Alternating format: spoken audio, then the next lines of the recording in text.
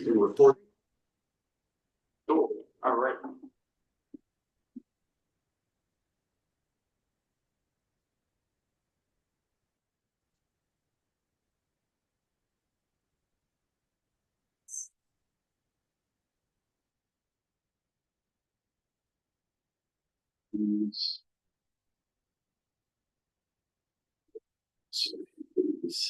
Okay.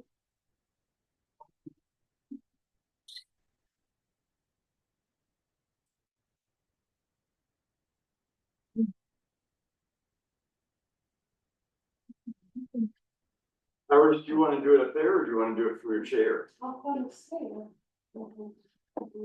It's very important for me to break that habit. I've never really thought sitting down. Okay. Once you keep the chair, Yeah. you just, well, I might have to sit down, I don't know. Yeah. Man, I just so appreciate this beautiful. I know. Yeah. Please keep your things There's a here lot so of you can history in use that chair. school, so. Yeah. That was as a nursing stool I built for Tanya 28 years ago. She was pregnant with Cole and I always thought it looked like a podium. Now it gets to be used as one. I made a little, yeah, I'll get that. Oh, yeah, that would be good. This is a tall. You said that, didn't you? I told you earlier. Yes.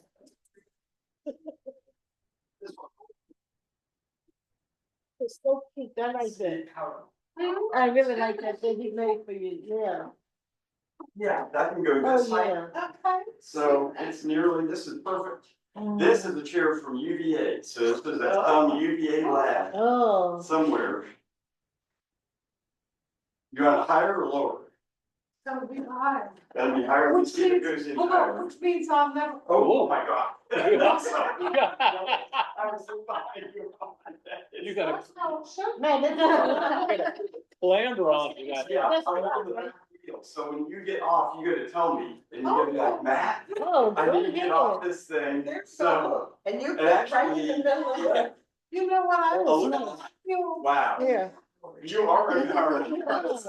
It's special. But I can't do it without these notes. Oh, I'm yeah. sorry about that. I'm not. Nope. But don't that's climb the down whole- by yourself. When you're ready Yeah, to you come can't. down, Okay. let somebody I know can put something. the brakes on the back. Yes. Yeah. And the brake is my foot.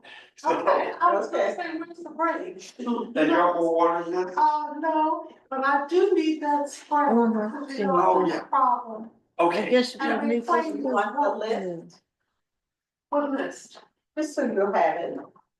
I don't think it's nothing. Well, Listen, did we say that? I'll- I know Phil. Yeah, Phil is gonna do that. I'll have it up on the screen too. Yes. Oh, shut up, Alicia. Oh, yeah, let's see. You're supposed to join us online. Oh, okay. We've got, two participants. She does. Yeah, Christopher's there, but Rashida's not there yet, so I'll. I'm gonna hand you your Well, she might be, I know she said it's Your phone, full, oh, so she might. I'll invite her then, I'll invite her. Hi. Yeah. Oh, she's filing taxes. with Oh, those no, minutes. Phil, when it's time Oh, my for you to goodness. come I don't out, know about that. Do I need to come up or can I just do it from That's a here? lot. whatever. The you- problem when you file Let's expenses. do it from here. Somebody's gonna have to calm you down on this. I can't just get down.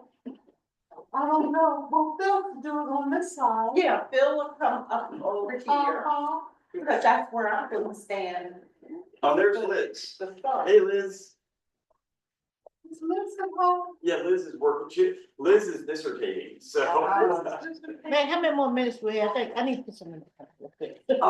Yeah, you can, whatever you need. Yeah, I mean- People are still rolling in, Yeah. so I don't know where people were in the field when you all left.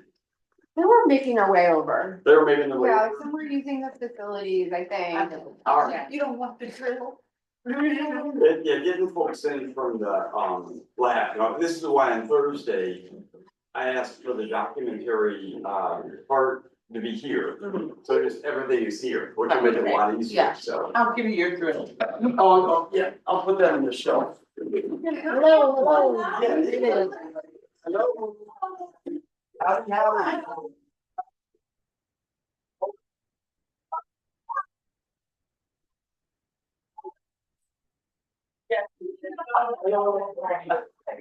Good to see you. Yes, hello. Okay, now, I know. Hello. Welcome. Hopefully you brought your lunch and, Yes, we did. nice, that's awesome.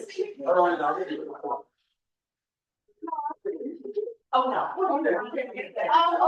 Anybody needs more chairs, we got plenty more chairs that are over there. And what should I say? Well, you know, it's not. I tell you. The shoe covers are, yeah, so they're right, and there's a stool right beside them, so.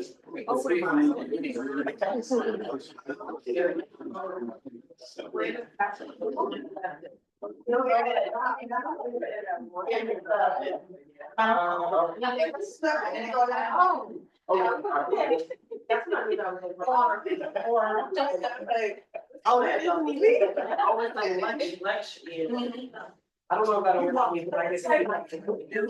I knock my body and then very hard. It's not. Let me just put it in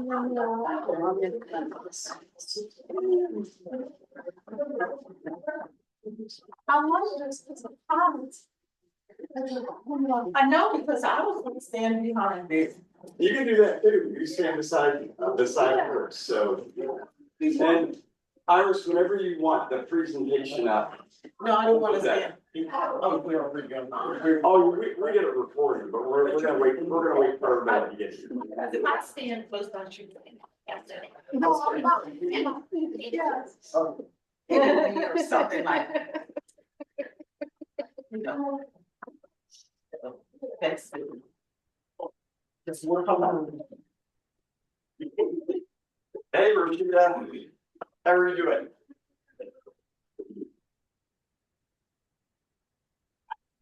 Yeah, I'm gonna stand. Let's see if this Want one. to see what it looks like. Yeah, the chamber has found you, both, yeah. On the bucket. You want, this bucket? No, it's not. Just put it there, you I would like for you to move from this bucket out, then I can put it. Oh, I see, I'll move this bucket. I'll move the bucket out, and put one bucket there. Yeah, just to move. So you're on water. Wow. Yeah, first of all, I'm telling you. Awesome. You're gonna wanna do all the lectures here.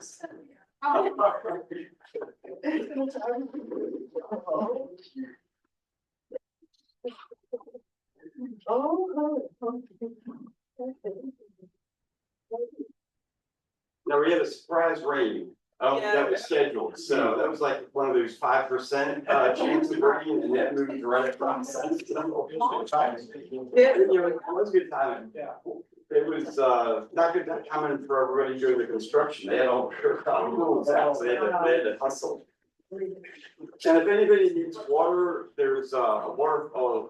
Water fountain doesn't work, but you can distribute it into a bottle, so.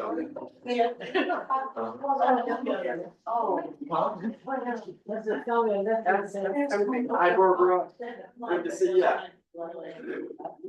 Hey, Barbara, say something. Let's see how loud, let's see if I have the volume rate. Okay, hi Matt, how you doing? Barbara, I can hear you loud and clear. That's beautiful. Perfect, back to mute. And we're waiting for a few more people before Iris begins, before Dr. Ford begins. And Allison, hello. Good to see you. Hey there, expeditioners. Good to see you. Oh, hey, Chris. Hey. Getting the shoebies on. That way, we cleaned on Friday. Well, I'm sure we're gonna have to clean again on Thursday, but there will be less of a filling a shop back full. Y'all left at the right time.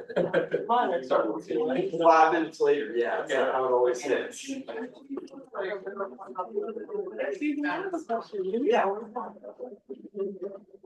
Oh, just if you've got like your shoes are taking mud, but if they're not, it's fine, Yeah, so. okay. What'll happen is, you'll make it all the way over here, you'll be sitting there, your shoes will dry, and then there'll be just a pile of mud everywhere, so. But yeah, you don't have, you can, it's, you can check that, Yeah. there's no mud there. And then I will. We're not that healthy, like, there's dust on your shoes, that's not. It's a lab after all, so. Yeah, they usually use those in like photo studios, that's all like. Oh, yeah, no, it's just if you have moon boots, like when you walk in the mud and it looks like you have moon boots and they're just like taped. Slide presentation as well. Absolutely, yeah, soon, I'm gonna have Iris, whenever everybody's arrived, we'll have Iris again, and as soon as Iris says that he needs a presentation, I'll put that out there, I'll show you screen. Well, I'll start it and then I'll put it, as I go further, Then, okay, sounds good. Yeah, I'm gonna take that. That's when I start. Yeah, I'll make sure I've got this,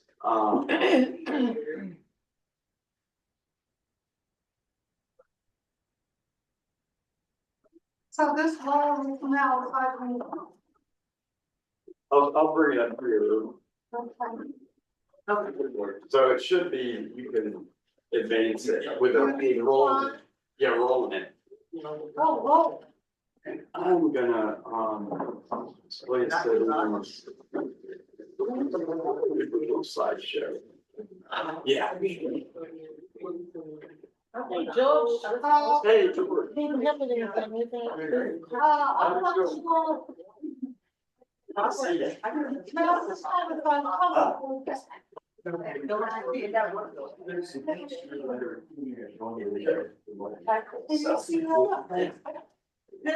Where did this say? Oh, I want to go back. Oh, Which is that? Back in the second option. The Press the arrow. Press the arrow going that way. So, with the rolling now? Yeah, no, the arrow. This way, that way. Which thing that we just. I don't know how to talk yet.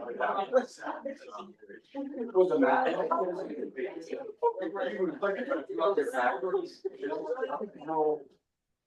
The left one brings up any. Let's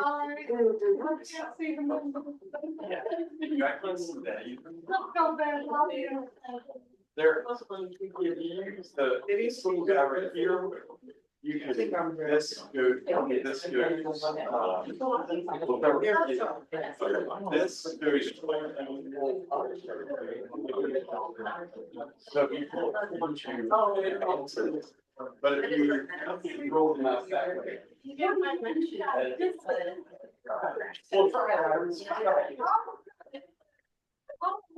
Back when you have to find corner. And for example, I think it's for you. Okay, all right. Then Iris would want to do it. Iris, Iris wants to be in the driver's seat.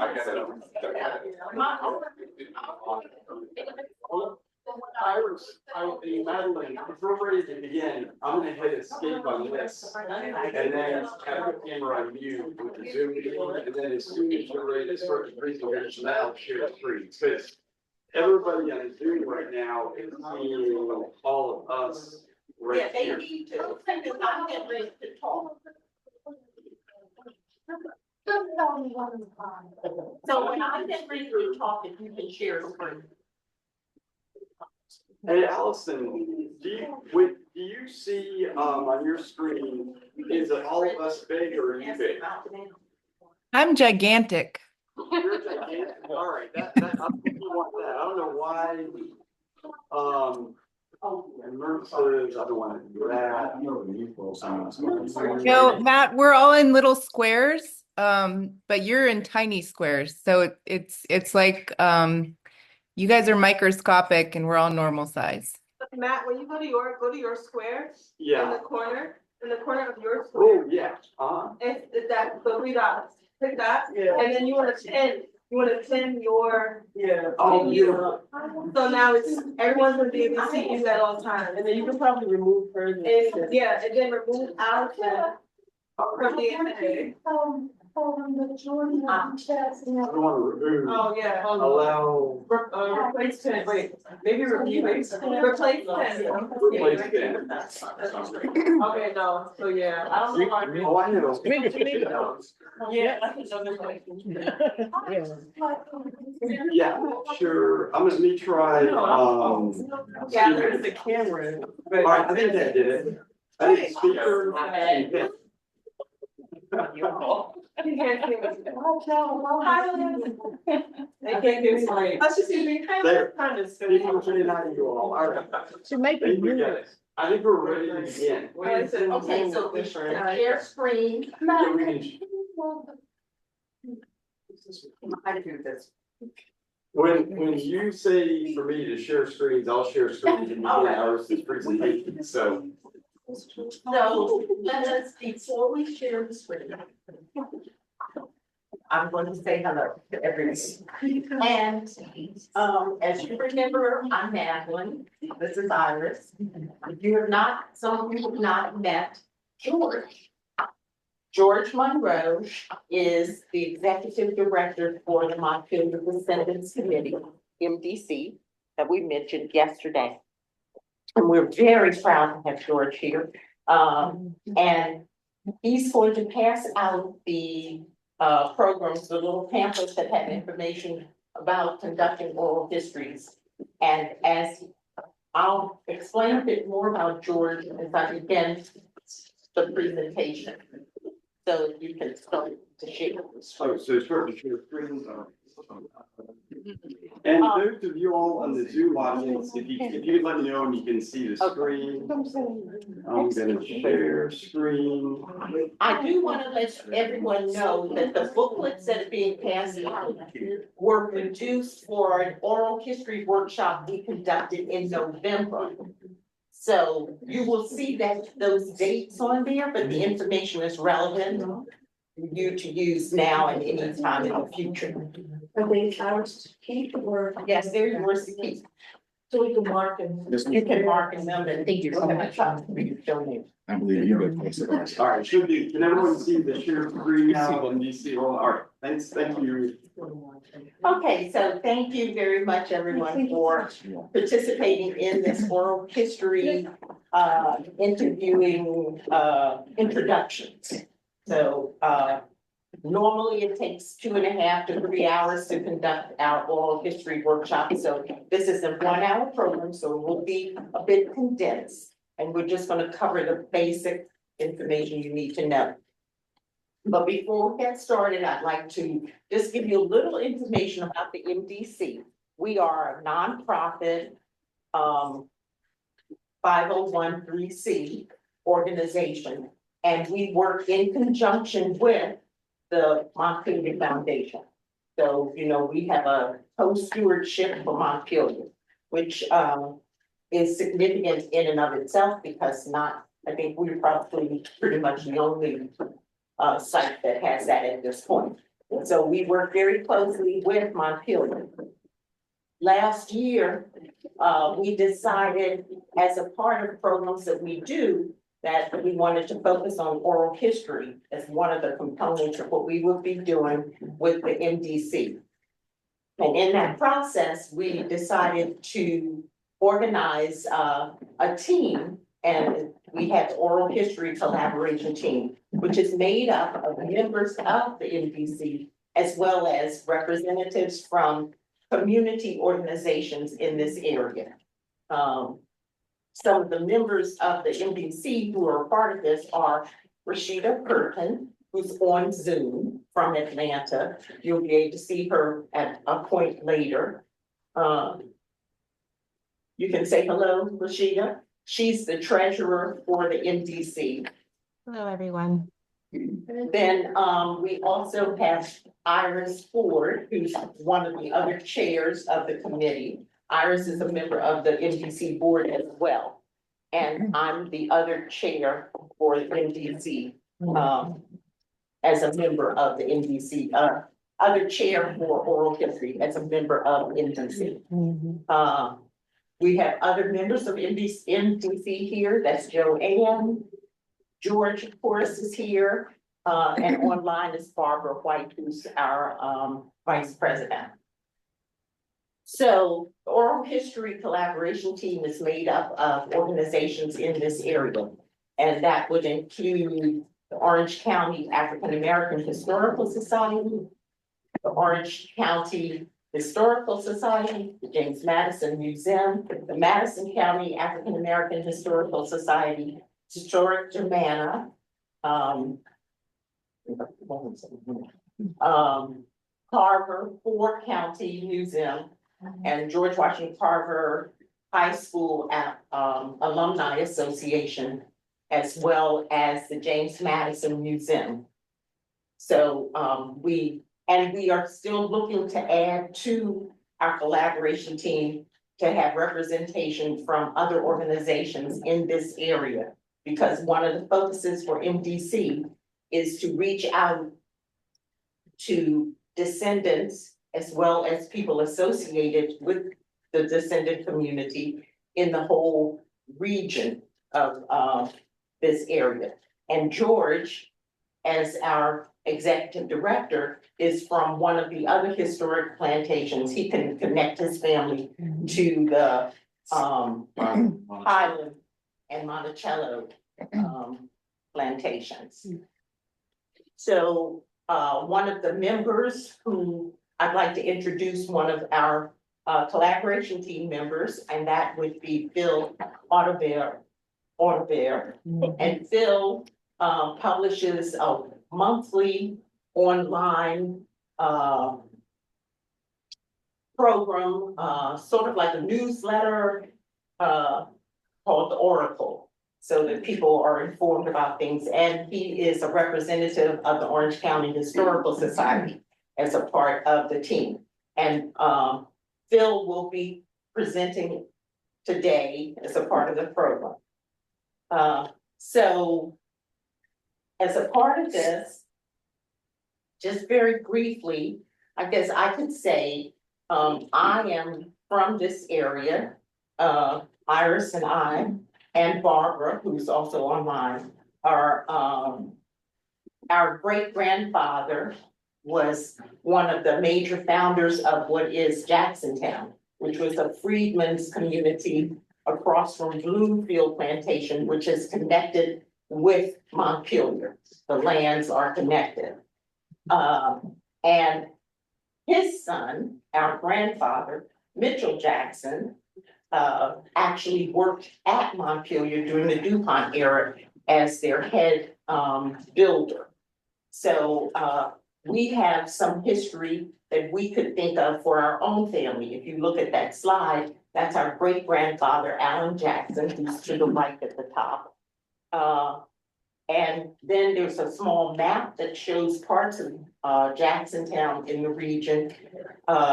Jacksontown, as it probably looks now, because there are not a lot of families that live there. And that's that picture to the left. And in the middle is a picture of the area, the cabin, where he was born, which was on Bloomfield Plantation. And the footings for that cabin are still there, although the area has been changed. And for people who have traveled anywhere in the area, who've gone up Jacksontown Road to Breland's Nursery, that is now on the property that was Bloomfield. So I could say, well, how would I know all of this? How would Iris, Barbara, any of us know this? And it's due to our oral history from the family. And thinking of that helps all of us know, for us, oral history is very important. And at this point, I'm going to turn this over to Iris so she can continue with this. And I thought we introduced you, so I'm going to move on. Iris School. Yes, you can sit down. Let me just say, this is very informal. We're gonna try our front stage. Okay. Not the back stage. Thank you, Madlynn. Thank you, Madlynn. We're going to start today. Madlynn has already given us some kind of a summary, but we're going to start about and talk about the what and the who and the when and the why of oral history. And I have to tell you, I feel like I'm preaching to the choir. And so I'm going to, again, this is a summary, but please stop me at any time to ask questions. I know that many of you know what oral history is and how to do it and that kind of thing. But hopefully we can work with those of you who may not know. And even those of you who've done oral history, there are some things I think that you'll find interesting about this presentation. And before I get started, I want to say that George, who Madlynn introduced, generally does work with us in terms of sharing his oral history, which is absolutely fascinating. But because we only have about an hour today, that's why George is sitting over to the side. If we have time, George, we may ask you to share some of your story. So what is oral history? I can tell you that according to the Oral History Association, oral history is a field of study. It is a method, and well, I'm moving that little thing you told me to move.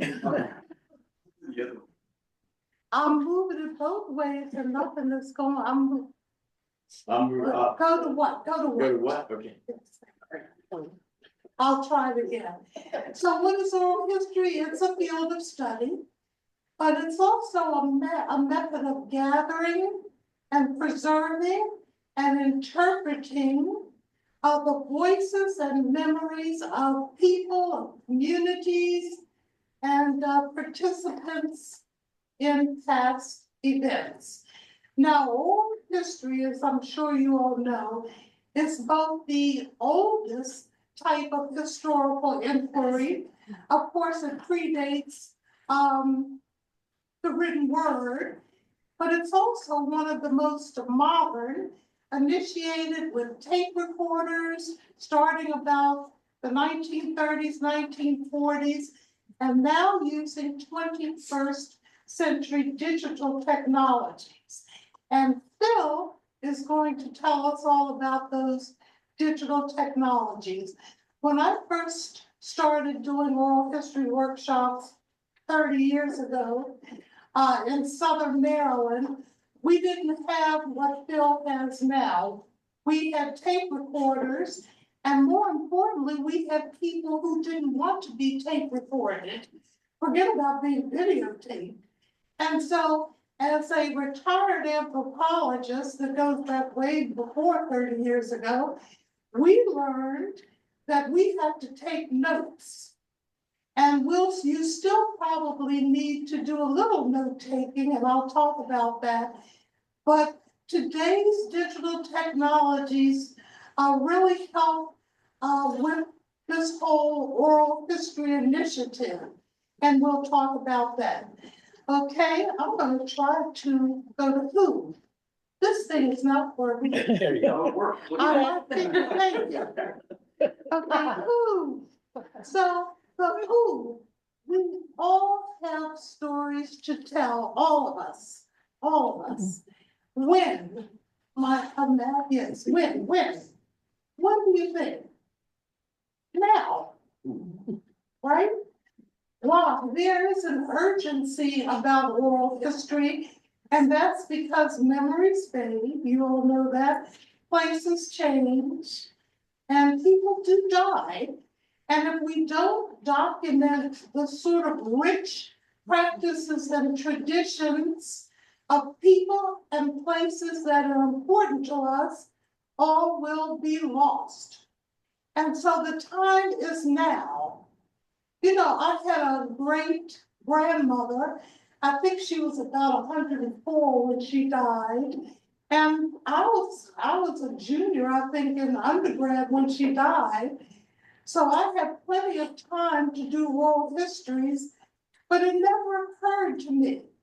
You know, she told stories, it never occurred to me, and I could kick myself. I'm saying that to make sure that you understand the urgency of oral history, and that you get started. And now I want to talk about the why, and I'm going to spend probably too much time on the why. And I'm going to do that because of a quote I'm thinking about. I'm thinking about Chris and his quotes yesterday, and he paraphrased. He couldn't remember who said the quotes. Well, that's what's happening here. But there was a quote where somebody said that if you understand the why, you can do the how. Any how is possible. Who said that, please? Matt. Matt, you said that? I can't remember if I said that, but sure, why not? If you understand the why, I think it was some very famous philosopher, I don't think it was Matt, but if you understand the why, any how is possible. So I want to talk about the why, the all-important why, and I want to tell you a story. Matt, next slide, thank you. And this is one of my stories. This is a 17th century map of the east coast of Africa on the Indian Ocean. And I share this map with you because about 4 centuries ago, that would be Madlynn, our great-great-great-great-grandmother was born in Madagascar. And you see the island there. And 40 years ago, I did anthropological research in Kenya among the Swahili people who live on that very coast and near the coast of the Indian Ocean. So incredibly, it was so very far away from home that I first understood the complexities of oral history, although I was an anthropologist and I understood how oral history was important. But growing up and listening to family stories, well, they were just stories, right? We didn't think that they were important in the way that we understand now. Now, the Swahili coast is a very narrow strip of land, and it stretches about 2,000 miles along the eastern coast of the African seaboard. In its medieval heyday, the towns along the coast grew immensely wealthy in both coin and, I would say, culture. Because of these vibrant trading networks, particularly across the Arabian Peninsula and the Persian Gulf. So a very unique and robust cosmopolitan society emerged. Well, what did Western researchers say about that? Western researchers have long debated the origins of this amazing example of global influence that shaped the coast of East Africa, even to this day. The religion. Is there anyone here who's been to the Indian Ocean, who's been to the East Coast? Okay, all right. You know that. In fact, let's go to the next slide. This is what I'm talking about. The religion, the language, the architecture, the arts, the adornment, the foodways. This place is fabulous. Westerners argued that conquering males settled the region by force. The Africans were just there, and conquering males came in and settled by force, displacing the local men in the process. And these men became the dominant force. Now, this is an all too familiar story, the theory of not trusting the telling of history to those not trained formally as historians. Here's what the Africans have been saying all these years. Sometime around 1,000 years ago, that's what they said, princes from present-day Iran, also then known as Persia, sailed across the Indian Ocean. Next slide, please. And a dhow, you all know these dhows, they go back thousands of stuff. And they sailed across the Indian Ocean. They married local women and they were blended into East African society. Not colonization, but incorporation. Why am I telling you this? Because the 1,000-year-old oral history of the Swahili people has always been maligned by historians, anthropologists, scientists, and others. That history has now been corroborated by DNA, with a genetic signature, by the way, that is so strong, it cannot be denied. It happened the way these Africans said it did. This is oral history, people, oral history. So more than just family stories, not that that's, I mean, as if that weren't enough. Oral history is important. By the way, if you get a chance, I noticed the New York Times Magazine on Sunday has an article, how interviewing your own family can change your life. You might want to read that story. Very interesting. So that's one. I want to do one other thing. I did say I was going to spend more time than I should on the why.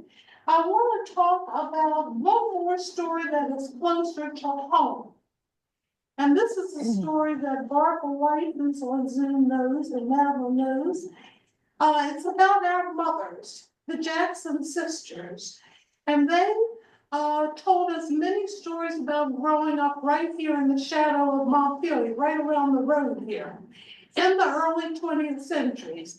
One story that they told resonates with me, and that is our grandmother, in need of sugar and flour and other essentials, would send her daughters on foot 2 miles to this very building, which was then the Montpelier Supply Company. The Montpelier Supply Company.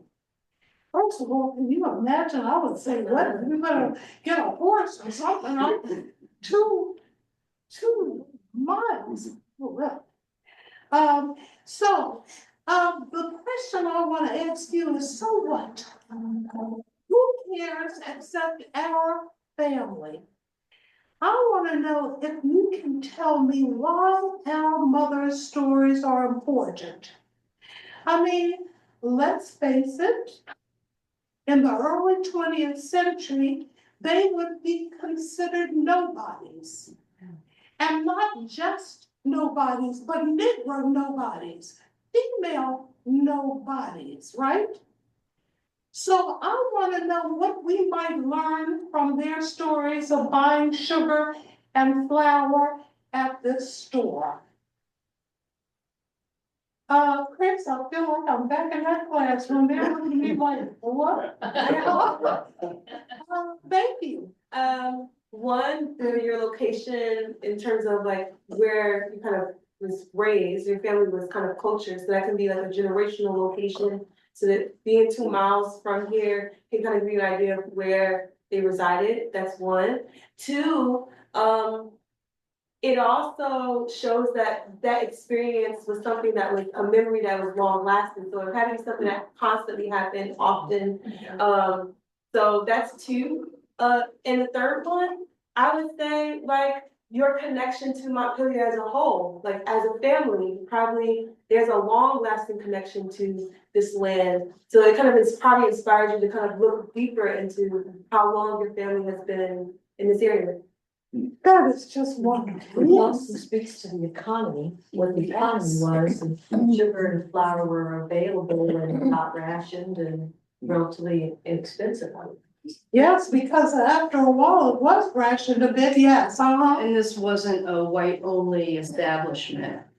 Now, I don't know if there was segregation in terms of how they were served, how that, exchange of goods went, but it wasn't just white people here buying and stuff, Something else I was going to say not necessarily related to just this space, but even like, for example, you may go to an archive and there may be stories that are kind of left out of or not even documented. And also you can't hear photographs. So also just hearing the stories being recorded through video. And also just documenting that is very important so you can hear what that experience was like and live through that experience. More so that there are a lot of archives, you may search up something and look at something that may have been cataloged, but you may not see that specific story being represented. So the representation is important. This is wonderful. More people? Madlynn, anything you want to say? Well, I thought of consumption, Consumption? as you mentioned, family structure, the fact that your mother tells you to walk somewhere, well, of course, you're too young to drive. Oh, I need this. Go to the store. I mean, you know, they didn't say, what? I'm busy, or, oh, it's hot outside. You know, you just went. You went. That was just a part of what you did as probably chores or responsibilities. Or as my mother said, she was happy to go because sometimes it meant it was more fun to walk along and you got out of doing some other things at home. You gotta hear like this. I think groceries being bought by literate what types of foods are being made at home. Food waste, which is what I did basically in after nutrition anthropology. So very interested in food waste. Matt showed us something earlier. Matt showed us something on I know my people can't see this on Zoom. And what is this, Matt? These are the legends from the store. So these are preserved in the archives here. And the gentleman that just came in and I gave him a laptop, he's actually scanning all these ledgers from the archives. And he's scanned probably 3 or 4 of the ledgers so far. But when I was looking through, there was a name that was on there, and Madlynn might mention that name. Yeah, and in here, it says for a list of accounts receivable, December 31st, 1961. Among all of these names is a name, Madlynn Anglin. And the amount spent, that's my mother. So, you know, from childhood, when they bought essentials here, my mother clearly, even in 1961, still bought some things here as she might have needed them when she's either driving cabs or holiday time, maybe she needed some additional things without having to go into. And one of the notes that you picked up for her when you walked here. So, and because that would have been listed probably under her name. Yeah. Oh, I'm still Henry. Or Henry, what Rode did you his pick up? bike. Henry's actions. Let's put him on a bicycle. On his bike. And you all meet Henry tomorrow or on Thursday, so that's a matter of growth. We're gonna take one more question and then I want to tell Barbara Whiten is on this Zoom that we'll try to get back with her if we have the time in the end. Yes, that also speaks to it's safe enough for her to Safe. walk in. So that's interesting. So as you can see, there are reasons about why oral history, it is a crucial part of the historical process. I don't like it when people talk about folk history. Folk, you know what that means. It is a crucial part of the historical process. It's important because it enables us to learn about individual historical actors, which include our family and community members, but also, as the Swahili example indicates, it can reveal larger historical processes on the national and international stages, particularly among people, for example, on the continent of Africa, who were, as another person, I can't remember the exact person who said this, you know, people with no history. People with no history. In the Western tradition, however, and this is important as well, oral historians have been superseded by accounts written for and about a very tiny elite. And those were the people who could read and write, right? So that means that historically, that didn't include poor people. Most people were poor. Black people, women people, other people. So that is a lot of people who are missing in the historical record, and you can change that, and that is why we do oral history. One other thing, there are so many reasons, but we learn of history through oral history that is not available anywhere else. That's why it's important. Not available anywhere else or any other way. And that adds to the inclusiveness and the comprehensiveness of history. Number two, we serve and honor the people we choose to record. Number three, we explain and celebrate our community's values from an insider perspective. Anthropologists love to work on the outside because we think maybe insiders get it wrong. And sometimes insiders do get it wrong, or they don't see the big picture, but they describe things, we outsiders, differently. And we need to know both in order to do history. And I think this is very important, this fourth and last thing I want to talk about, and that is when we do oral history, we learn about the moral decisions that people have had to make. So an interview constitutes a way in which we can talk to our elders and others about issues of great importance, which otherwise might not be discussed and which you might never be aware of. Oral history is a way, I think, to invite people to divulge their worldviews, their triumphs, their tragedies, their decisions that grow out of those worldly experiences, and those experiences hold lessons for all of us. So that is important. Now I think we're going to another slide here. This is, well, actually, I started talking and I forgot to tell my necklace, and my finger doesn't work. This is the Montpelier Supply Company back in the early 20th century. Matt, can we go to another slide? I've already talked about this. You see, I'm a bit behind. Today, we're going to talk about the how. We're going to talk about pre-interview planning. We're going to talk about preparing questions. We're going to talk about conducting interviews. And I'm going to ask Matt to go to the next slide. There are 6 R's of good oral history. Research. You need to do, I'm going to run through these because we will talk a little bit more about it. You need to do basic pre-interview biographical research because that allows you to establish, number 2, rapport. You have to have good rapport in order to do oral history, and I think you know that. Restraint. What do I mean by that? Sorry. The experienced interviewer maintains rapport by following good interview techniques. And we're going to talk a little bit about that. It means being efficient but unobtrusive with the equipment. And Phil is going to talk about that. It means asking open-ended questions. And most importantly, it means listening without interruption. Retreat, that means that maybe you should plan your session for an hour or 2 at the most. We'll talk about that more. Review.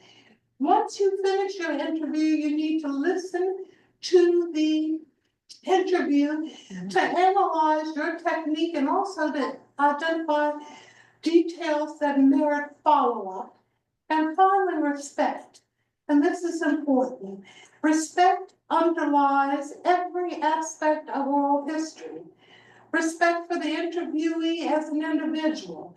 Respect for the interviewee as the way that that person is telling their story, the way they remember that story, the way they articulate their recollections. So that is really important, and again, we'll talk very briefly about that.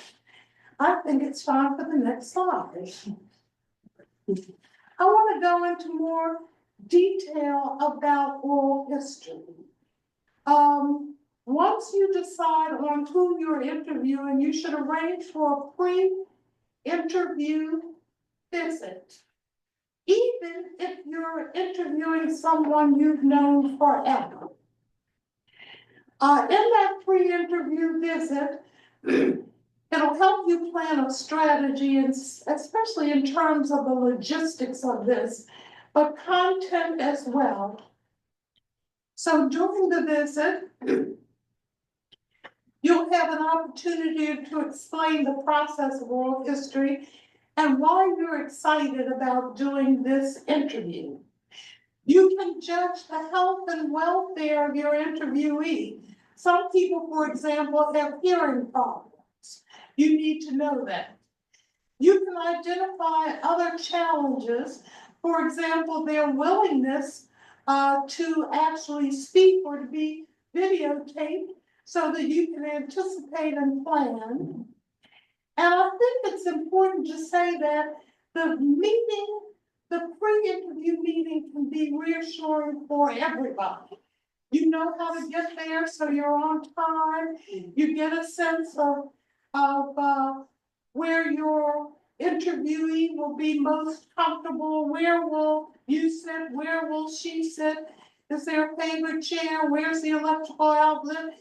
Is there a space available for the recorder, microphone, video camera? Then we'll talk about this. Will you need batteries, an extension cord, or 3-prong converter? What?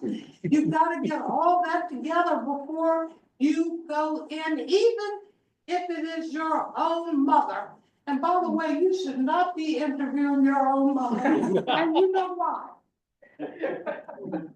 You know why, right? You know more than what your mother knows. So we'll talk about that. So you use the pre-interview to explain your goals, and to get all the biographical stuff together. And if you do that pre-interview planning, it should go well. Most people, and Bill, I don't know if this is your experience, I think most people are more comfortable being interviewed at home. Yes. You think so? Yes. But there are other places. There's the senior citizen place, the church, whatever, what we're doing here on Thursday and Friday. So you can always plan in your community to do oral histories in a place and invite people to come in to be interviewed. I'd like to go to the next slide, thank you. And that would be preparing questions. I want to say that Bill is also an expert on this, and you will see that he has questions in your package. But you must know what you're going to ask before you meet for the actual interview. You gotta know. I'm really rushing through this. Stop me if you have questions. I'm just trying to. So you have to prepare those questions, even if you know your interviewee, even if the interviewee is a relative. You'll use these questions as a guide to keep on track, and as a checklist to make sure that you cover the essential questions. Do not, as they say, allow the tail to wag the dog. The questions serve you. They are not your master, so you need to be really flexible. What kind of questions should you ask? You have to ask what we call open-ended questions, not questions that demand a yes or a no or a one-fact answer. Use open-ended questions that begin with why, how, explain, describe, walk me through, tell me about. Use the handout in your package that George provided, and there's something called suggested questions, and I think that will be very helpful. By the way, you don't need a long list of detailed questions. A short list of general questions is good for a beginning. And then you'll see, it's wonderful, because you start with these questions and then it just takes off. And if you think that asking productive questions is hard, it's not, it's easy, because we've got a lot of experience doing that. We question and listen all of the time, although sometimes we're not the best listeners. And that is one of the most important things with oral history. I have a question. Yes. Do you share these questions with the interviewee during like your pre-meeting? Or is this question something you hold close and you just guide them through The general questions, the preliminary questions? Bill, what do you think? I usually, the most formal thing I do is tell them, this is a conversation, not an interrogation. All I want is your full name and your date of birth, and after that, we're just gonna wing it and have a conversation. And if they say something wrong, I tell them, oh, just back up, we can do that. They go down the rabbit hole, I say, follow on down, you can pull yourself back out. But, And one of the things Phil has said to us in meetings and the Madlynn calls, that we shouldn't, I'm paraphrasing, we shouldn't burden the interviewee with asking for a lot of upfront information and that kind of thing. What did you say? A conversation, not an interrogation. correct.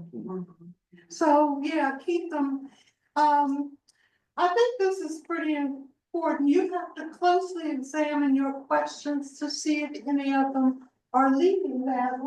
Exactly. Leading I was questions. waiting for her to. No, you're laughing, you know. Yeah,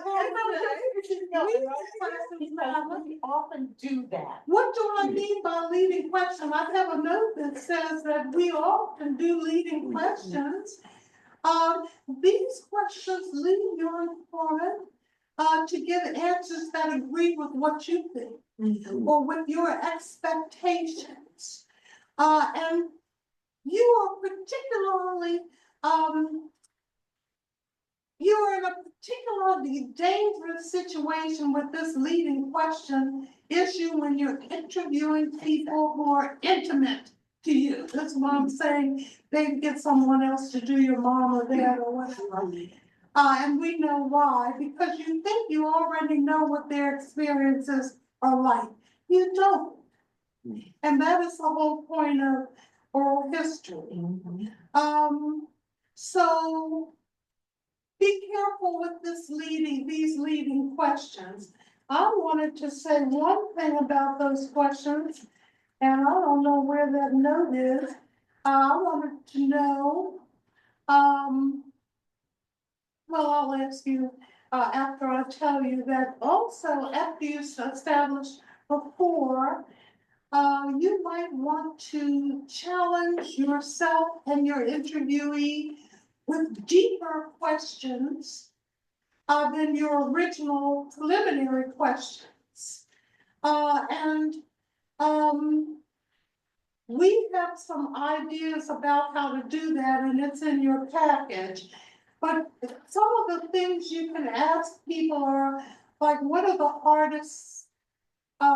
the hardest thing you've ever done in your life? Or what was a turning point in your life? If you had to live life over again, what would you do that was different? Any opportunities that you missed, that kind of thing. These questions, again, are guidelines. They have the potential to produce deep oral histories. And we do have examples of these questions, again, in the guidelines. But make sure that you practice what we call in anthropology and other sciences unobtrusive measures. Unobtrusive measures. This simply means that we want to get out of the way of the interview. We don't want to compromise the interview with our footprints and fingerprints. And that is where listening comes in, and that is a very important point. You know, we've got we should just keep going, right? Oh, yeah. I want to ask Bill to come up, because we can go to the next slide. Whatever can go wrong, your partner in doing oral history is technology. That's your partner. But technology can derail the entire process, so you have to be prepared. You can't go back. You know, you have to be prepared. And Bill is going to provide an overview of the important practice of technology in conducting a successful oral history. Bill, do you need to, you know, I can't get down without Matt. Yeah, Right. I'll help you. And Well, I'll just sit here, I'll sit here. I can just stand some. Okay. And while Phil is coming up, let me apologize for leaving out the part that Phil has done many oral history interviews. He's had projects he's worked on, continues to conduct oral history interviews, so he is an expert. He's got a lot I to do. want to get down from this chair, but I'm pumped up. So I need help getting down. I'll be there. Or you'll be moving. It's. Yeah, they got her said she wants to. Just move me back, just move me back. You want to get down or just be over to the side? See you trying to get back up. Let's not do that. Let's not do that. So, Phil, do you want the screen on or do you want to cut you? I'm just gonna wait. Okay, all right, I'll get out of this share screen. You need this. Oh, maybe so, because So my name is Phil Oliver, representing the Orange County Historical Society.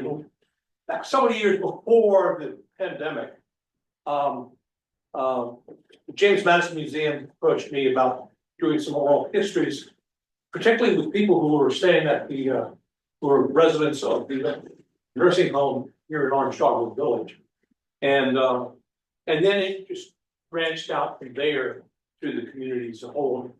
As of today, I think that there are 30 what I call memories interviews that are on YouTube that I've done, and so I just want to, you know, I'm probably the least technical person in this room, so don't consider me to be the technical guru. I'm dumb about technology, but you know, technology nowadays is your friend, and it's really it doesn't take a rocket scientist to do this. All you need is this and a driver. That's all you need. Now, I like to do it with a real camera, but this is a little cheap little camera, you know. And it has a built-in microphone. I tell people that, yeah, you can do audio only interviews if you want, but you're missing the emotions, you're missing the body language, you're missing the environment the person is in. And I do like to interview people in their home, in their favorite chair, where they are comfortable and that. But you know, I think this little tripod costs what, $15, $20? And you can use your phone. And then always use a tripod, okay? Just put it up. And then let it rip. Don't be panning and zooming and all that, just let it go. Put it up nice and close to the person that you're talking to. And then, never mind, just make sure the little red record light is on. But, you know, leave it alone. One of my pet peeves is do not hold it like this. Hold it like this. We see this way. You do not have eyes like this. Why are people holding their phone up like this to take video? Do it like this. It takes just a 90-degree turn. That's all you gotta do. That's how we look out the windshield. That's how we look at TV. That's how we see. So record it as the way we see. Okay. Enough of my rant.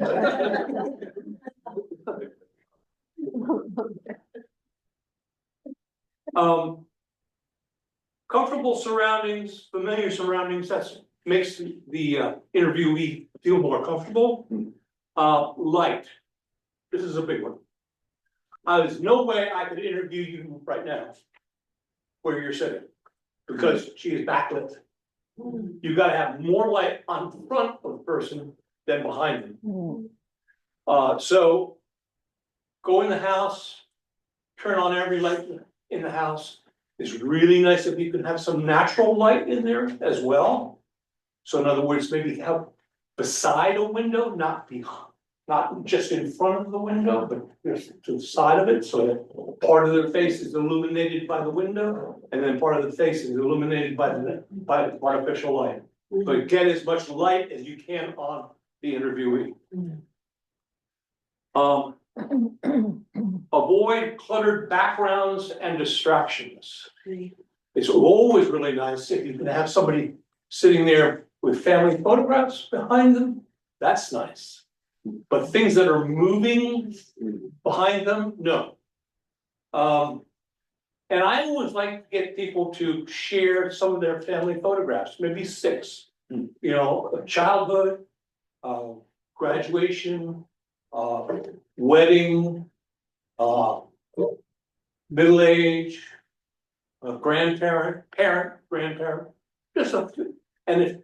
And just try to record those either with a still camera, or if you can scan them, that'd be great. But if you can't, I understand.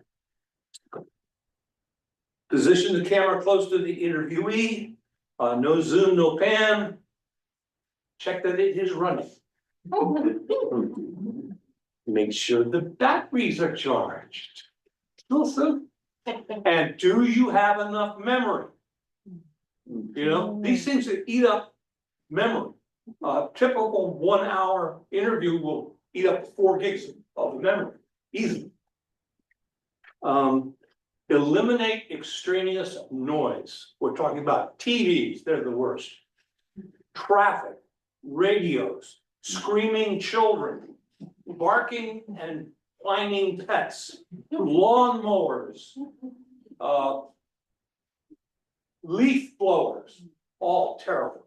I have a story about a National Geographic was doing an interview with someone about it was an oral video interview, and there was some guy outside mowing his lawn, and they went down there and they offered him good money to stop mowing.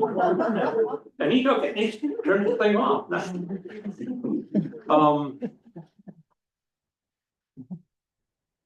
So how many interviewers should you have? 1, 2 max. Anything more than that is intimidating. Of the 2, you're gonna have 2. Which is best? One of them to be an insider or to be an outsider? I say both. I've lived in this community since 1957. I know a lot of people in this community because I worked at the radio station for many years, and I went to every single board of supervisors meeting you could go to for 10 years, and I knew the cast of characters, and I still know some of the people, and not as well as I did. I don't know the newcomers, but anyway, I go in and do some of these interviews. I already know about them. I'm kind of an insider.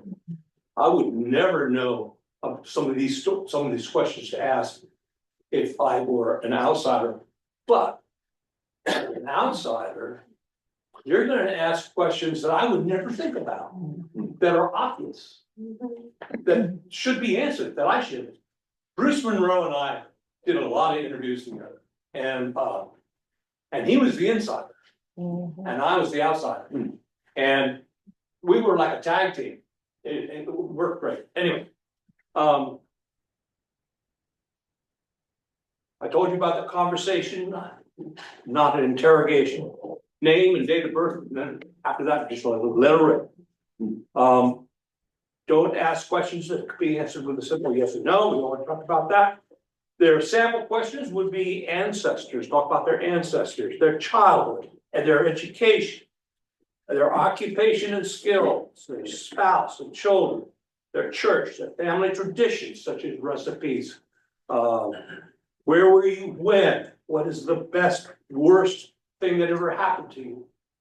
Well, what are some of the close calls that you may have had, accidents, triumphs? And then I've always asked at the very end of the interview, what advice would you give the younger generation today? And then you'll get some really interesting answers. Be objective. This is their story, not yours. Ask a question once, then STHU, which stands for shut the hell up. I did a few interviews when I was doing the Petersburg program with David, and it was awful because he was constantly interrupting, constantly putting ideas into the interviewee's head because of his own opinions about what must have happened during this person's life. It's none of his business. He should shut up and listen. Okay. Encourage silently with body language, nodding, eye contact, that type of thing. Don't be going all the time. And as I said, they go down the rabbit hole, follow them on down. You can climb back out eventually. The only other thing I said is the release form. Are you probably going to talk about that? No. No? Okay. Well, you really need to get a release form. There's a typical one, I think, in your packet from the Smithsonian. That's just great. It lets them decide how this is going to be used. You tell them it's for educational purposes. They will not see this on America's Funniest Home Videos ever. And then everybody here in this room knows better than I. You just copy the files to a computer. Make a copy of it. And then you can get around it. Editing is a different story. I have edited my oral history so that they're a nice sort of complete program with a beginning and an end and all that kind of thing. But you don't have to do that immediately. As long as you've got the raw material, that's what matters. That's basically. Okay, I want, yes, the questions. I want to say that Phil will be here Friday. Yeah. And we have some questions that we are they here? Yes, but before, do you have a question, Bill? I do have a question. Have you ever had someone react to, when you're making them remember stuff? I mean, I'm thinking about somebody had an abortion, a miscarriage, a trauma, and you're bringing it up by asking the questions. Have you encountered that? No, not really. I certainly have sensed in an interview I did fairly recently. It depends on the interviewee. In this particular case, I asked her, so, well, what happened to your dad? Well, I found out that he wound up cheating on her mother and running off with another woman down the floor. Suicide, it could be anything. Yeah, it could be anything. And It so, could be slave. but I don't press them on stuff like that. But I'm just worried about them being vulnerable and I'm not qualified to help them through it. Yeah, that's a tough question. It is tough. And you can't say, oh, thanks a lot, see you later. Yeah, right. No, I think when you do that and that happens, I mean, I'm not mental health, but I know as a speech pathologist, if I interview someone, I can get lots of questions comments or histories from family members that can be really dramatic.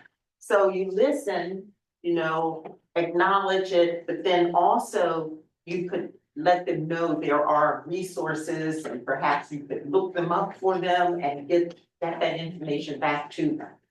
So that you don't just feel like they're just left out there. Yes, we'll talk. We have just three things left to talk about really quickly, and that's one of them.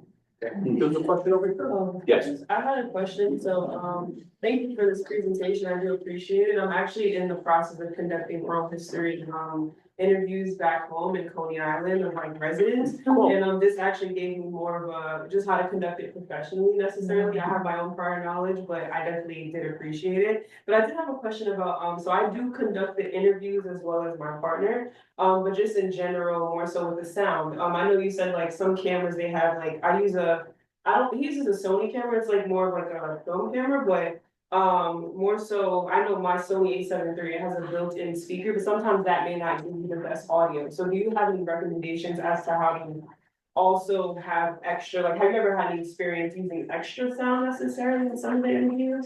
Yes, does your camera have a microphone input? It does, but sometimes it may not be the best, like, just like not the best audio. I know some people use like a Zoom recorder, but I was just wondering if you had any like alternative options. Certainly, this little camera here, which is a old camera, it's 20 years, pretty good, just for a little camera. I have conducted interviews with an external microphone that you plug in. Okay. I did one interview where I forgot to turn the microphone on. Well, sometimes I had 1 hour of conversation and silence. So make it easy on yourself. Yeah. If you've got a built-in microphone, it's gonna work.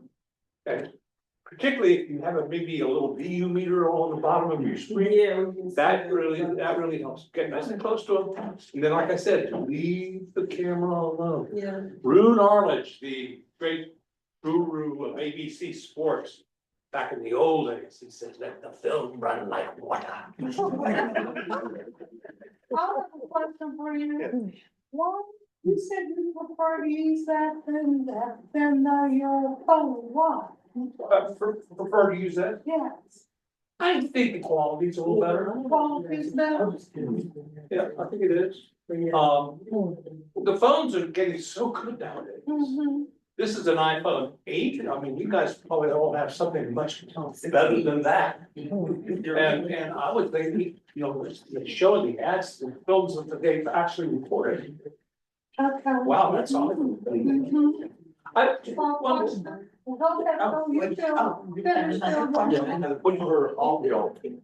thing we're gonna be doing, starting tomorrow, we're gonna be on Wednesday and Thursday, we're gonna be doing the oral histories over Zoom. So we're gonna be back here on Wednesday, tomorrow, and on Thursday, doing being on Zoom, but interviewing the folks that are on this list over Zoom. Then Friday will be when we have the open house, and we'll be doing interviews in the morning live and in the afternoon live as well.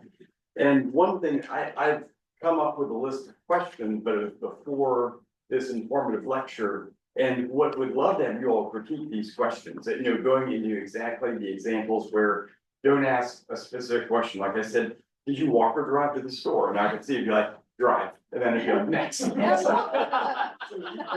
And we'd love to get suggestions. So maybe the question would be better, how did you get to the store? Okay. Yes, and you can deepen that question by saying, oh, what kind of car did you drive? Who bought that car? When did you start driving? I mean, you can deepen those questions. And for this, one thing that we're hoping, and this is, you know, all oral interviews have goals. One of the goals with this is to keep the oral interviews about this building. And one potential advantage of this, we're talking to several folks who've been doing oral histories in the area, is there's a potential for folks to come here that would not want to talk about their families because of the privacy issues that are there. But with being a store that was a public space, there might be more, people might be more willing to talk about, right? There might be other issues connected with that as well. And possibly share about their families as they relate to the store. Yeah, and what advice would you all give on that? Would we, you know, like with these interviews, would we want to try to redirect and have it just be about the store? Or do you want to just let it go? So if somebody starts talking about, well, we come here on Sunday, but then, you know, they talk about church and go in a half hour about what It's happened at not church. just about the store. Yeah. Right? Okay. And I also found sometimes some of the people I interview would say something that I happen to know was inaccurate, but this is what they believe. It's fine, it's what they believe.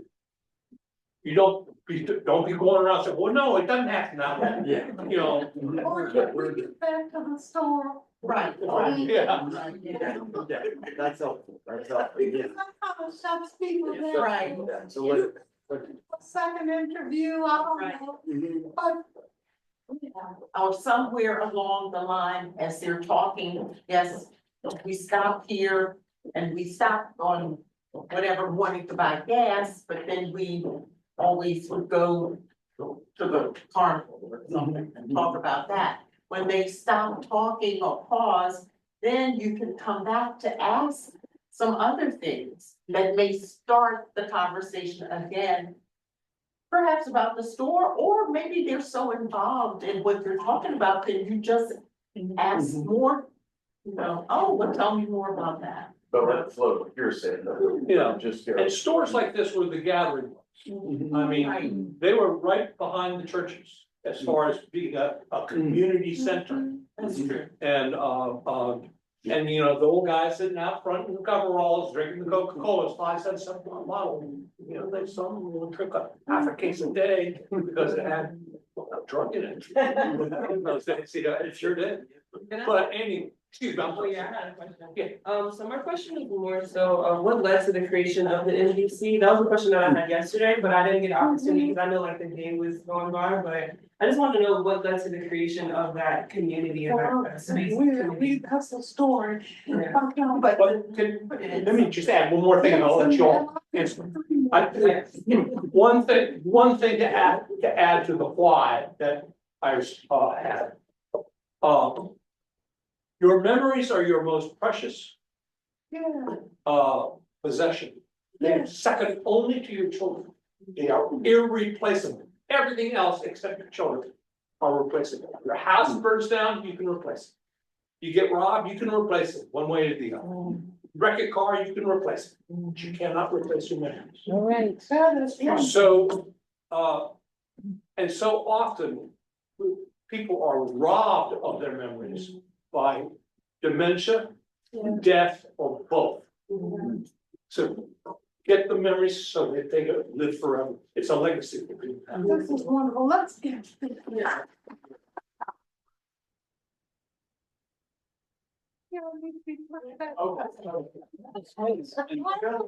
Fill those things on the website, they go on YouTube, it's an amazing story. Bill, where can we find some of the things you've done on the web, on YouTube or on the? Yeah, African American. On YouTube, it's called the Memories Series. It's on the Ha Productions YouTube channel. And also on the Orange County Historical Society channel. And then we also did a bunch of interviews for the 150th of the town of Orange, which was called Memories and Visions. So I might ask you for those links and send that out to everybody. Yeah. That's- I would like to end with three very brief, three things, and then Madlynn will talk about the NBC. And these are the three, I think, so important things for us to remember about oral history. No leading questions. For example, I might ask a question, or Madlynn might ask a question. Wasn't it terrible growing up under segregation? Wasn't it terrible? That is a leading question. You have to refrain, as Bill said, with your own opinions and expectations. The question would be, what was it like growing up under segregation? So that's number one. Number two, what do you think is the most single important quality that you will bring to the interview? Bill talked about this. He said, shut the what? shut the hell up. So you have to be a good listener. I'm gonna tell you, this is a challenge, because you'll hear something and you'll say, oh, girl, yes, I remember. No. As Bill said, it's not about you. Or you'll say, I don't think it happened that way. Or that happened to me. You know how when you're talking to people. We don't need that kind of rapport. That is not what we need, we mean by rapport. So remember that. And then the third thing is something that, I think you brought it up. Her name, please, who's brought this up? So who's brought this up? You know, this can be a very traumatic experience, this oral history, particularly among people who've been disenfranchised. When you're asking them to talk about segregation or anything, there are all kinds of things that can be very, very traumatic, and you need to know that. I'm going to read a final statement, but I'll tell you, things have come up in other workshops where people want to know, should they be forthcoming with maybe things they've done that are illegal or immoral or whatever. And I think we should, we should want people to be truthful. I remember when I was about, I don't know, 9 or something, I think it was right here in August, was there a Woolworths or something going on? Well, I went in there, yeah, and I thought I'd never stolen anything in my life. I hope there are no attorneys here. I've never stolen anything in my life, and I must have been wanting to be an anthropologist even then, because I wanted that experience.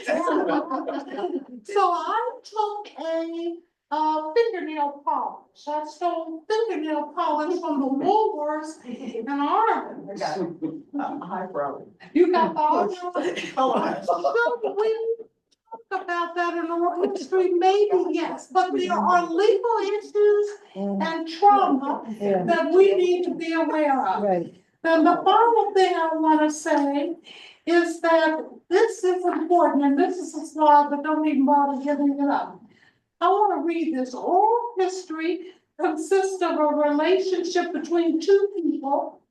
The person who generously agrees to be interviewed and the interviewer or each step of the process requires a very close consciousness of that relationship.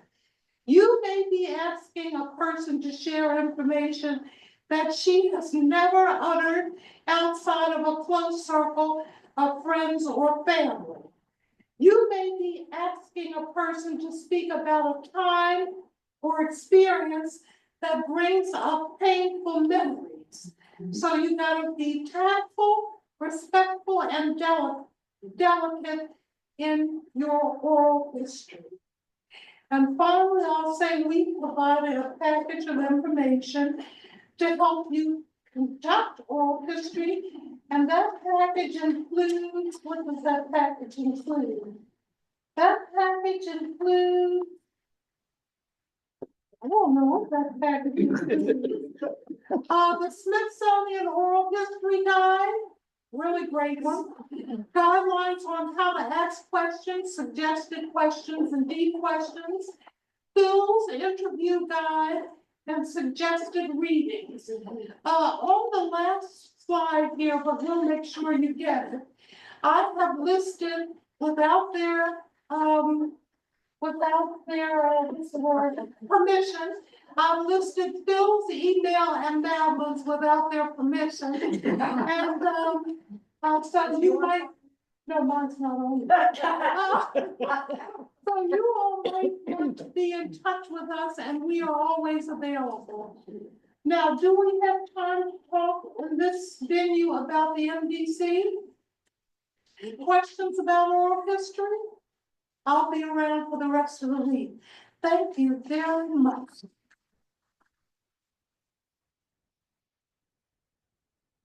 See? I don't know, because you have your program too. I mean, we can always say. The stuff can stay in the dirt. I would just say, George. When I think that George is here, and might be able to speak to that. And also, when I, give the tour of the burial ground on Friday morning, I'm gonna talk a little bit about it, the origins from the perspective of the Montpelier family. But from the perspective of the NBC. And if George could be there on that, I'm gonna beg George to see if we can come on that tour. It's gonna be- Right, I'm sure George will be in. I'm gonna send out the report, this report. So, I wanna go back and listen. So- Oh,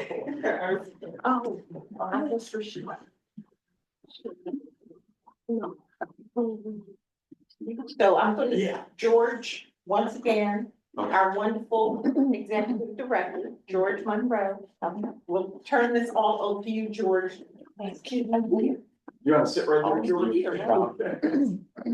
So, thanks everyone for having me. George Monroe, Jr., Executive Director for the Montpelier Descendants Committee. So I would say 2017-ish, 2018-ish, there was a think tank that was formed here in Montpelier around the public teaching of slavery. So there was myself, as a descendant and historian, and we've already mentioned I was a descendant of the plantation over at Highland, James Monroe's presidential estate. So those are some of my last name, Monroe. President James Monroe. I'll let y'all catch that later. And then of course, also being involved with Thomas Jefferson's Monticello. I had a number of family members that were enslaved there as well, all the way to one of his first enslaved women, Isabella Hearn. She happens to be like my 5 times great grandmother, and she was purchased in 1756. So long story short, a lot of what you see or don't see is the fact that, you know, the story of enslavement is largely glossed over because it is a political concept, right? So if I'm able to get on my soapbox just for a minute, how can you talk about making America great again if you don't acknowledge the free enslaved labor as well as ingenuity that was captured for almost 200 years? Okay, and then secondary disenfranchisement from that point on. So during that time frame with, you know, the consortium met, you know, we came up with something called the rubric. Have you all heard of the rubric? Yeah. Okay, so basically, you know, the rubric was, you know, essentially created to show, you know, for those organizations that have charge over public spaces, to have some involvement of slavery or the story thereof.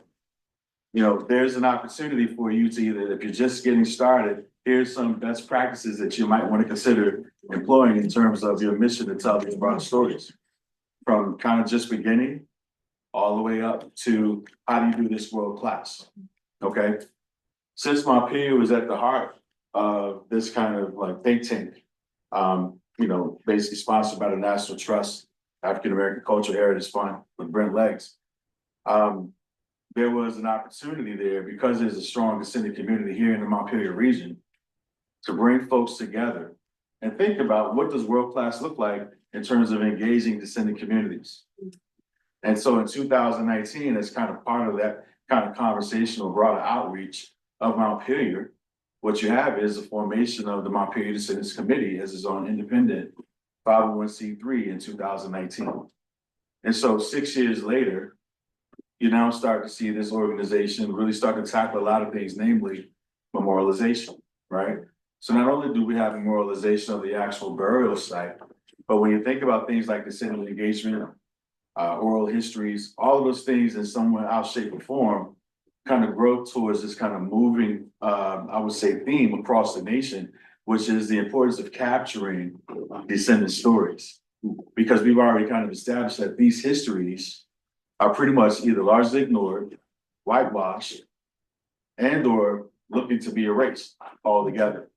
Okay, and so that's what's going to make the work that the NBC is currently involved in that much more critical to the national conversation, because like Dr. Ford mentioned, we're the only ones that's really kind of doing this in terms of working with an actual historic site and also working with the descendant communities to think about how do we tell a whole true history?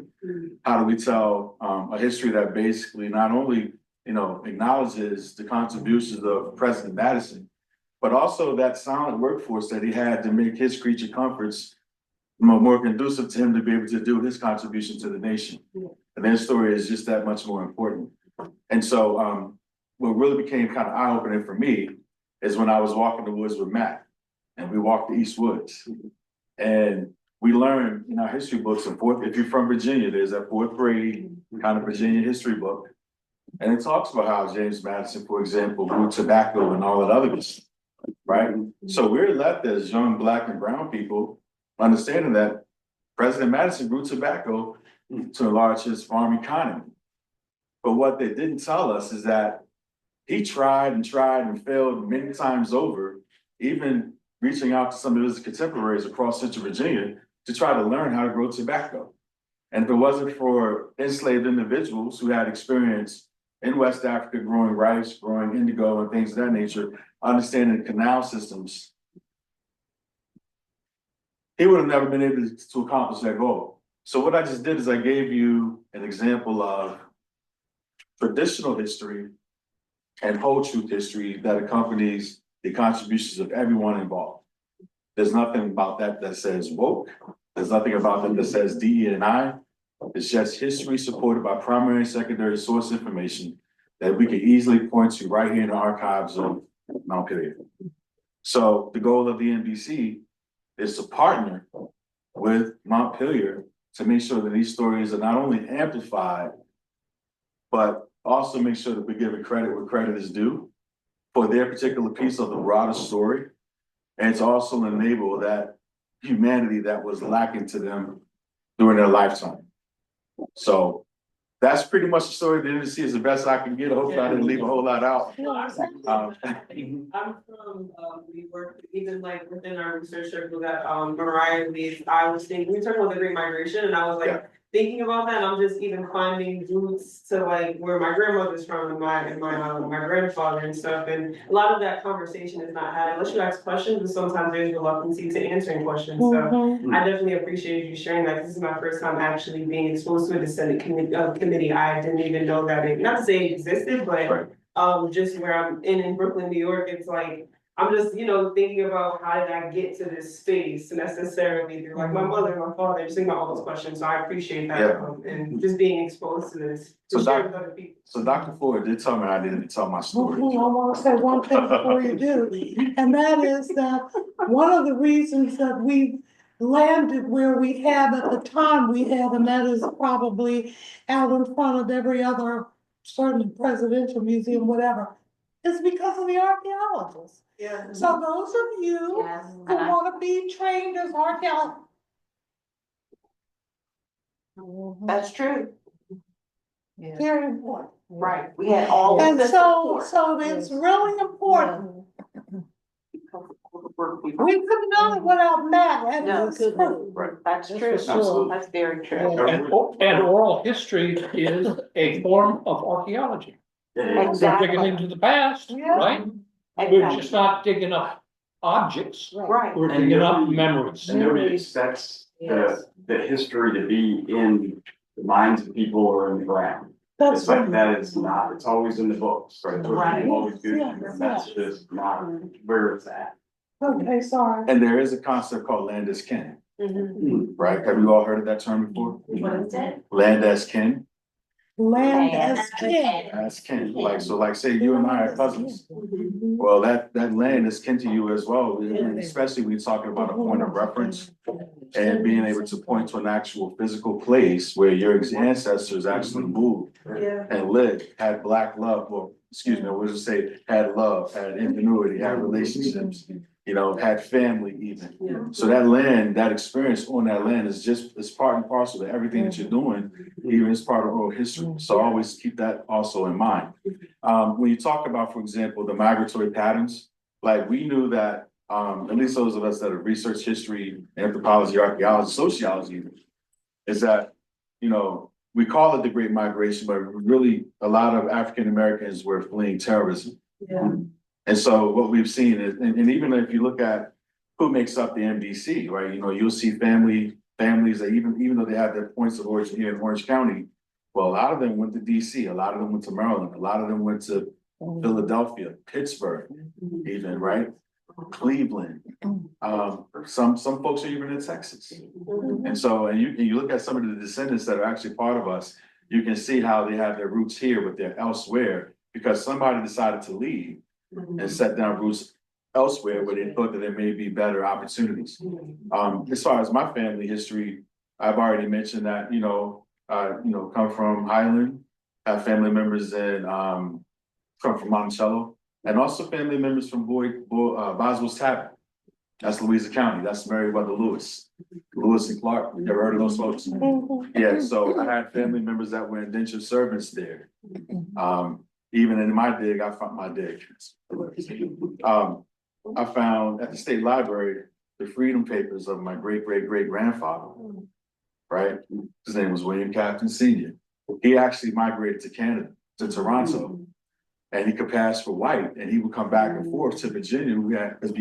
He still had family members, including his sons and daughters that were still enslaved. So he moved backwards and forwards, bringing money down, trying to purchase their freedom. So that way they could join him. But they ultimately ended up in Pittsburgh, in the Hill District, on Rose Street. Right? And so, that's one part. They were owned by, the family, Meriwether Lewis's family at some point, and then they were able to get, of course, their freedom in 1803. So, our family story, because we're from Albemarle County, we're right there in that kind of triangle with Monroe, Jefferson, and of course, Madison. And, my great-great-grandfather was born in 1828, and we believe that he was the grandson to President Monroe. And there was oral history that showed us that, right? And so it's interesting because for me, I just turned 51 on April 29th, and my great-grandmother died when she was 99, a couple months shy of her 100th birthday. Her husband was the son of the enslaved person that was at the Highland. And so when you are an historian and you're able to look at things objectively, I think for me, when you think about oral history, I wanted to use my opportunities to ask and interview questions as a means of understanding what makes me tick as an individual, as an African-American man.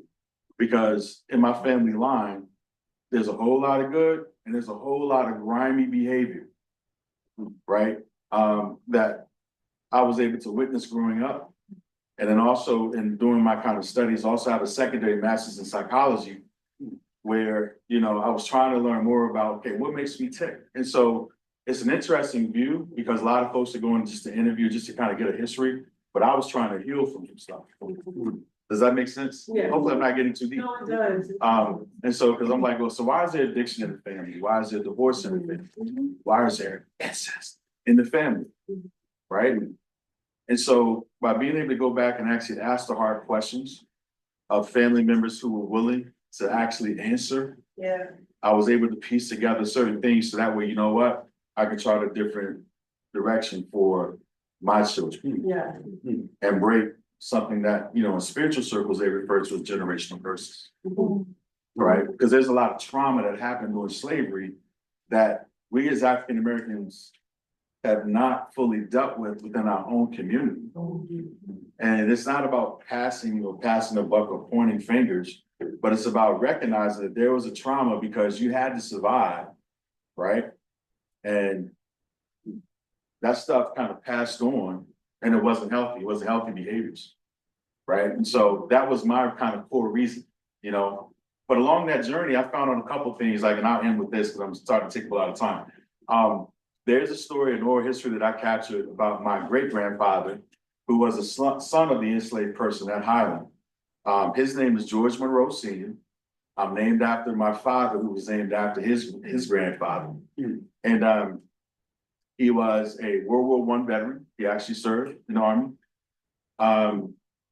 He went to Morgan State University, or Morgan State College back then. Yeah, I went to Morgan. Right? But he dropped out because moonshine was more lucrative to run across Virginia.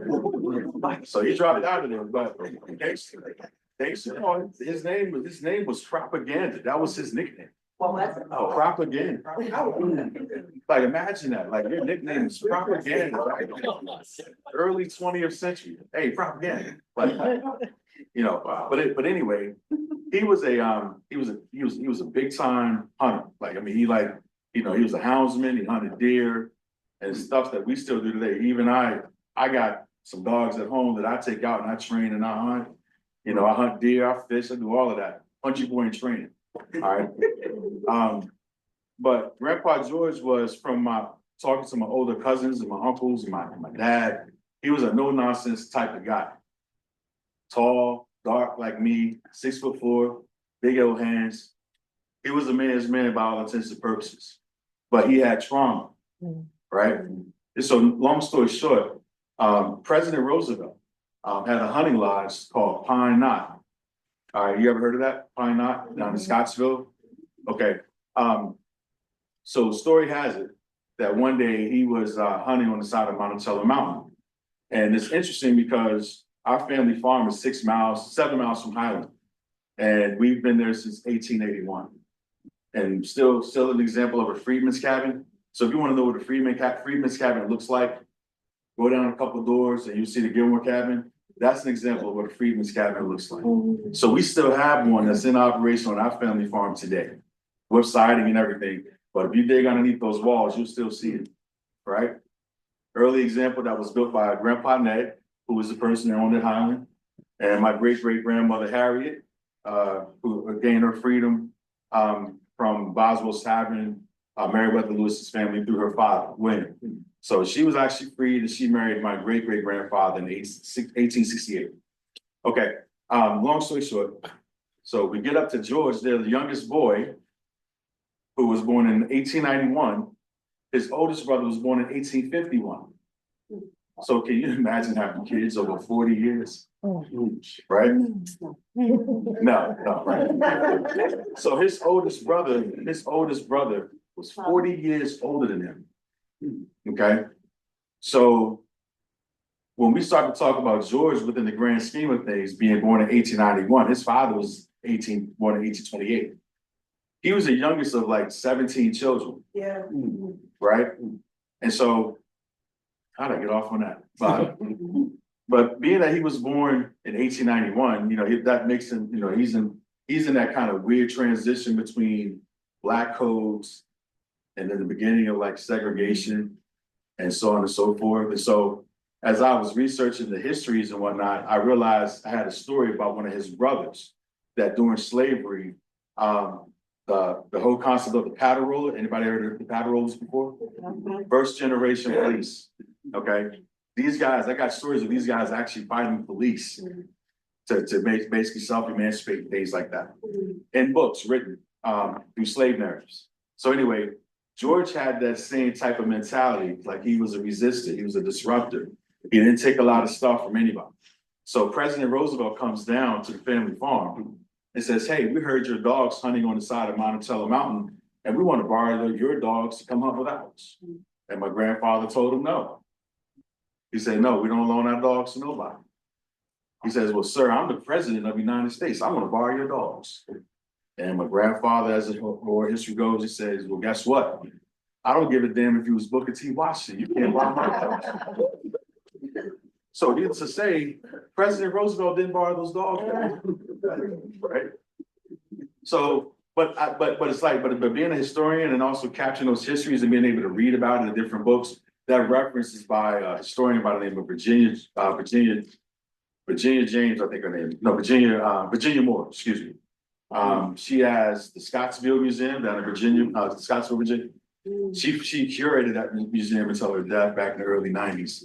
But her name is Virginia Moore, and she documented the local histories as told to her by folks that lived in the area back in the 60s. And that story came up. But how that empowers me is that my grandfather didn't take no stuff. When you think about the time in which that story happened, when there was all this type of terrorism going on and most people ran, this guy he stood 10 toes down, right? He knew who he was self-aware.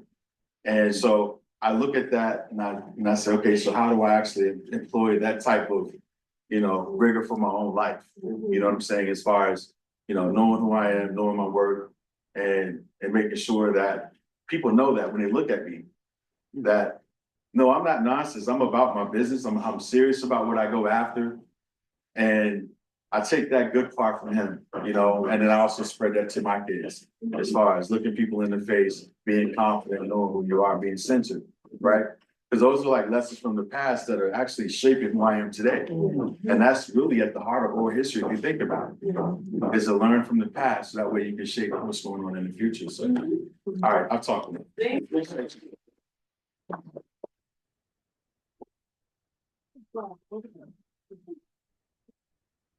Thank you all. Thank you, Phil, for coming. I'm Madlynn and George and Phil, thank you so much for spending time with us today. We'll see you on Friday. Mhm. And What time you want me? we're gonna start setting, we're gonna be, setting up here certainly at like 10:30. And so if you Okay. want to come earlier than that, by all means. 'Cause we're Okay, gonna so start there'll be somebody here, the door will be open. Well, the door will be open, yeah. Thank you, Phil. Thank you. No, We don't need 5 minutes. that's all. Like I said before, you were asking like, do we have to end at 1? It's like nobody's catching a plane or a train. Don't let me, he's running out. No, I don't know. Oh, goodness, you did excellent. You do well, Reverend. No, this is perfect, because it It sets was the great. context for the next few days. Yeah. And really, it's, yeah. Yeah. For the end. Thank you all. Yeah. Great. Great job. Everybody on Zoom, thanks for hanging in there. And looks like there's, okay, Christopher said he had to duck out for a meeting, he'll be back. And so I'm gonna say goodbye to everybody at Zoom. Talking about Bernard.